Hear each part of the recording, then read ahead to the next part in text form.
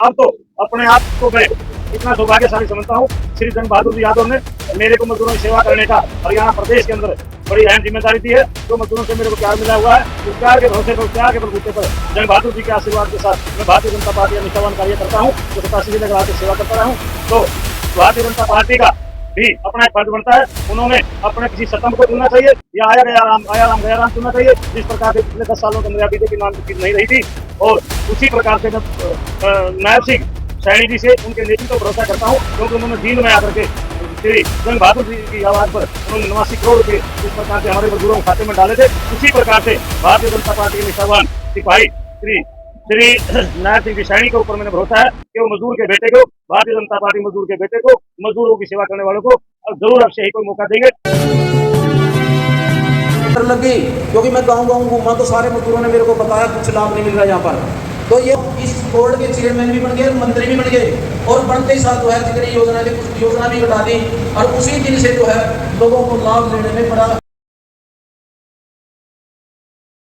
श्री विजय रावी जी, बहन पूनम ठाकुर जी, संत मुकेश गिरी जी महाराज, डॉक्टर रामचंद्र जी जागड़ा, श्री राजेंद्र इंदौरा जी, श्री विजेंद्र जी, बुजुर्गों, भाइयों, बच्चों और मातृशक्ति, आज के कार्यक्रम के बारे में आप सबको पता। सभी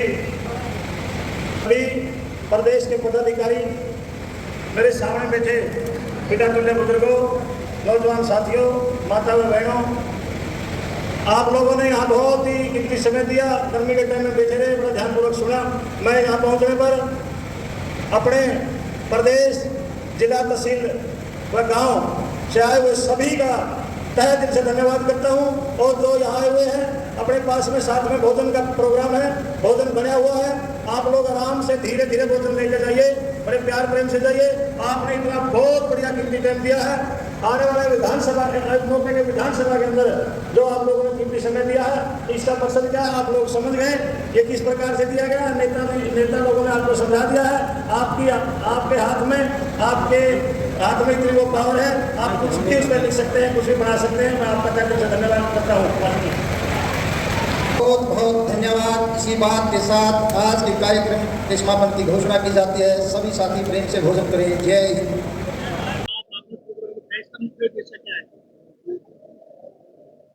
ये जो आज आपने प्रोग्राम किया है, इसका मुख्य उद्देश्य क्या है? मजदूर सम्मान समारोह है। इसका मुख्य उद्देश्य मजदूरों के अंदर एक भावना उत्पन्न करना कि अब ये जो सरकारें बनती हैं वो मजदूरों की तरफ ध्यान दें और मजदूरों के लिए कार्य करें। इसके लिए ये कार्यक्रम किया गया है।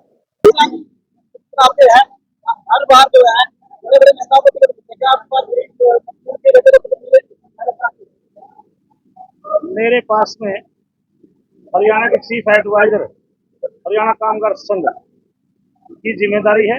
मैं मजदूरों के भरोसे के ऊपर, मजदूरों की आवाज के ऊपर, और मैं पुराना भारतीय जनता पार्टी सन 1987 से लेकर आज तक मैंने कोई पार्टी नहीं बदली, मैं उसका बड़ा निष्ठावान कार्य करता हूँ। और अब तो अपने आप को मैं इतना सौभाग्यशाली समझता हूँ, श्री जंग बहादुर जी यादव ने मेरे को मजदूरों की सेवा करने का हरियाणा प्रदेश के अंदर बड़ी अहम जिम्मेदारी दी है। जो मजदूरों से मेरे को प्यार मिला हुआ है, उस प्यार के भरोसे पर, उस प्यार के बलबूते पर जंग बहादुर जी के आशीर्वाद के साथ मैं भारतीय जनता पार्टी का निष्ठावान कार्य करता हूँ, जो 87 से लेकर आज तक सेवा करता रहा हूँ। तो भारतीय जनता पार्टी का भी अपना एक फर्ज बनता है। उन्होंने अपने किसी सतम को चुनना चाहिए या आया गया राम चुनना चाहिए, जिस प्रकार से पिछले 10 सालों के अंदर बीजेपी नाम की चीज नहीं रही थी।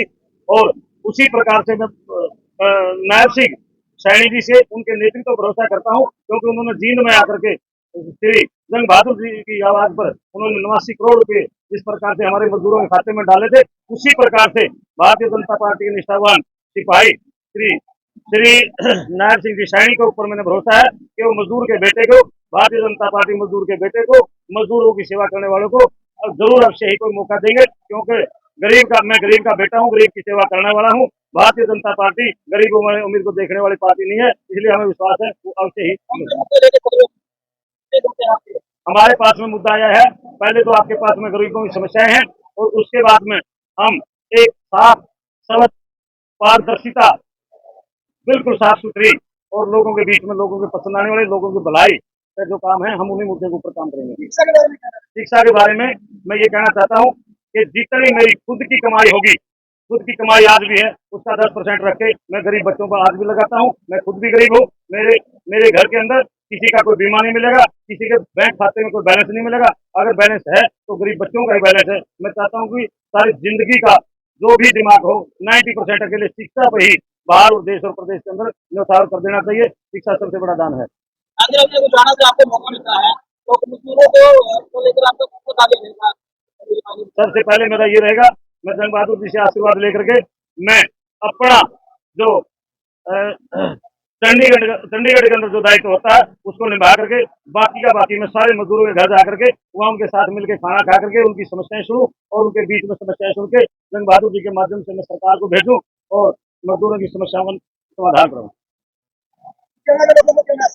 उचाना के लोगों को मैसेज देना चाहता हूँ, बड़ी दुर्भाग्य की बात है, ना मेरे बाप ने पढ़ा उचाना के अंदर कॉलेज, ना मैंने पढ़ा, ना मेरे बच्चों ने पढ़ा। मैं देख रहा हूँ अगर इसी प्रकार से इन लोगों की इंतजार करते रहेंगे तो मेरे पोते भी नहीं पढ़ पाएंगे। तो मैं सबसे पहले शिक्षा के सत्र पर सब कुछ लगाना चाहता हूँ।